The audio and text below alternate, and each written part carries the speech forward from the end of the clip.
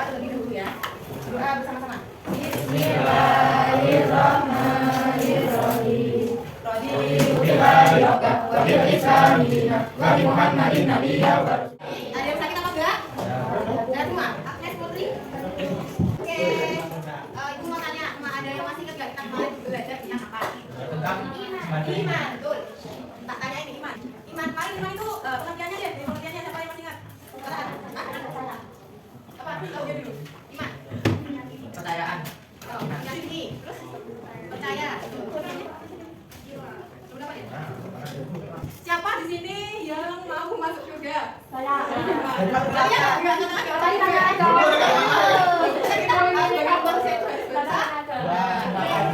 Kalau contoh dari contoh kita biar bisa masuk surga Pak, dari iman. Contohnya, biar kita bisa masuk surga mana apa sih yang harus kita lakukan? Sholat, terus beribadah, baca Quran, terus bersolawat. Banyak ya. Karena kita udah membahas mengenai iman, definisi, dalil, pengertian dan lain sebagainya sama imannya dari Syu'abul Iman sendiri. Nah, pada hari ini kira-kira selanjutnya kita bakal membahas tentang apa sih? Tentang apa? Materinya hari ini membahas mengenai apa? Oke, kita hari ini akan belajar atau melanjutkan materi selanjutnya mengenai macam-macam Syu'abul Iman itu sendiri. Macam-macam Syu'abul Iman. Jadi tujuan pembelajaran kali ini peserta didik dapat menjelaskan macam-macam Syu'abul Iman dan juga dapat menyimpulkan apa sih macam-macam Syu'abul Iman itu sendiri. Kemudian nanti juga peserta didik mempresentasikan di depan mengenai macam-macam Syu'abul Iman. Sebagai pengantar, Ibu bakal menjelaskan sedikit ya mengenai materi macam-macam Syu'abul Iman. Oke, dari Syu'abul Iman itu cabang keimanan. Jadi Syu'abul Iman itu dimensi atau cabang keimanannya dibagi menjadi 3. Yang pertama, ma'rifatun bil qalbi, meyakini dengan hati. Iqrarun bil lisan, diucapkan dengan lisan. Amalun bil arkan, yaitu mengamalkan dengan perbuatan. Jadi hari ini kita akan membahas 3 cabang keimanan ini. Secara ringkas Ibu akan membaca tentang yang pertama, ma'rifatun bil qalbi, yaitu cabang iman yang berkaitan dengan hati. Orang yang beriman yaitu orang yang di dalam hatinya di setiap ucapannya dan daripada segala tindakannya adalah sama, sehingga dapat diartikan bahwasanya orang yang beriman adalah orang yang jujur, yang memiliki prinsip, pandangan hidup dan juga sikap hidup yang teguh. Kemudian yang kedua, iqrarun bil lisan, cabang iman yang berkaitan dengan lisan atau ucapan. Jadi ketika kita mau berbicara itu kita harus berpikir dulu apa yang kita bicarakan itu apakah menyakiti hati seseorang atau tidak ya. Amalun bil arkan, yaitu cabang iman yang berkaitan dengan perbuatan. Secara ringkas saja, jadi iman seseorang itu abstrak ya dan sangat sulit untuk diukur. Jadi apa yang dikatakan sebenarnya itu bertolak belakang seperti itu. Dari sini Ibu ingin membagi menjadi 3 kelompok.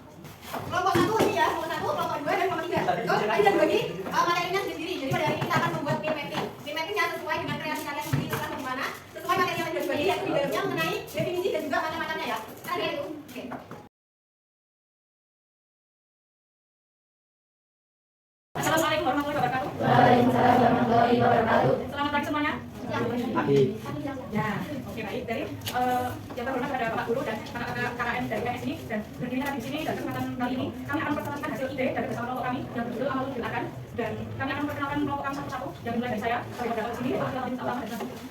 Melalui presentasi ini kami ingin berbagi pengetahuan dan diskusi mengenai Amalul Bil Arkan dan harapan kami dapat menambah wawasan kita semua yang mendengar di sini dan juga menonton hasil presentasi kami nanti ya. Akan dan saya ingin sama sebelumnya memang tulisannya sangat kecil ya, jadi mohon saya saja bacakan kalian cuma mendengar. Definisi Amalul Bil Arkan adalah salah satu cabang iman dalam Islam yang diimplementasikan dengan perbuatan anggota badan.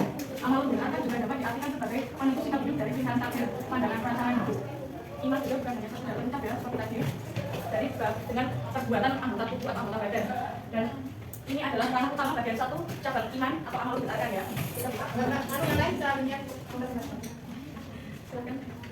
Amalul Bil Arkan ini berbentuk satu melakukan ibadah, 2 melaksanakan sholat, 3 membayar zakat, 4 melaksanakan puasa, 5 melaksanakan. Dan ini adalah ranah inti atau utama yang ada di Amalul Bil Arkan. Juga ada lagi bagian ranah yang kedua atau yang contoh lainnya.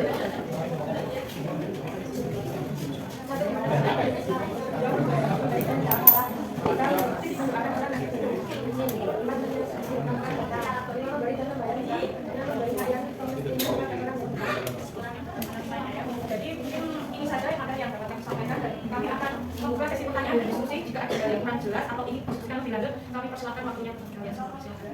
Yang mau bertanya dibolehkan silakan. Yang bertanya? Aku mau tanya sama kelompok 3. ada cabang-cabangnya ya. Ya, cabang-cabang dari amalun bil arkan itu coba sebutkan dari masing ini cuma 2 aja. Dan itu contoh real dan banyak ternyata. Mungkin mana ya bisa dibilang ya.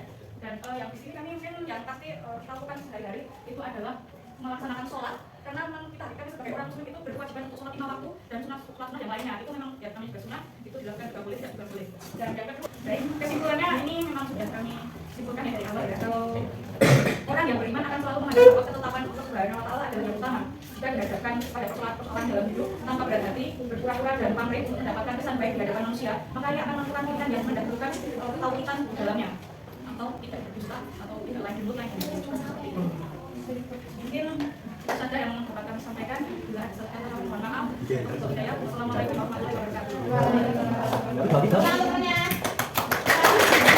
Apa sih yang kalian rasakan dari presentasi hari ini? Deg-degan. Yang dirasain apa? Apa? Takut. Lapar. Takut nggak? Enggak. Enggak. Terus malu? Enggak. Grogi? Enggak. Tadi ada 3 cabang. Yang cabang pertama apa? Ma'rifatun bil qalbi. Itu apa? Meyakini dengan hati. Terus yang kedua? Iqrarun bil lisan. Apa itu? Meyakini dengan lisan. Yang ketiga? Amalun bil arkan, yaitu meyakini dengan perbuatan.